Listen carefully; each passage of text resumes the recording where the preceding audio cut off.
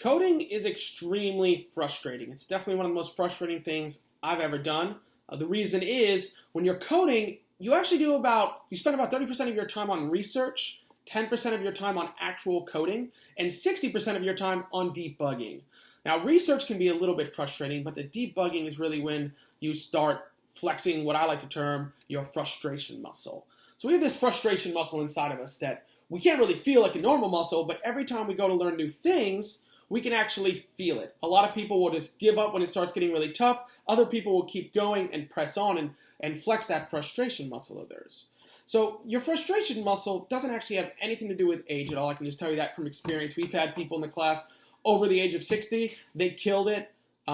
We had, actually 2 of them were doctors in a class, and doctors have to constantly learn new techniques and new methods. So for them, they flex their frustration muscle every single day. So the key is to actually continually flex your frustration muscle, particularly when you are learning to code. I try to do it several times a week. I try to teach myself something brand new so I can flex that frustration muscle. An easy way to tell if you have a strong or a weak frustration muscle is try to pick something new up. How quickly do you get angry when you're not figuring it out immediately?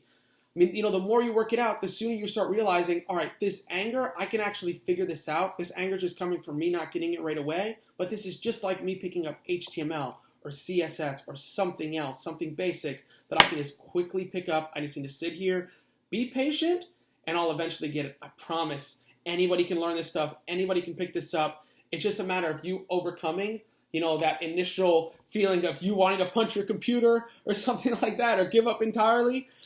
You've got to get through that, and then you'll hit that eureka moment, I promise. And every time you hit that eureka moment, it just feels better and better, and you do it faster and faster.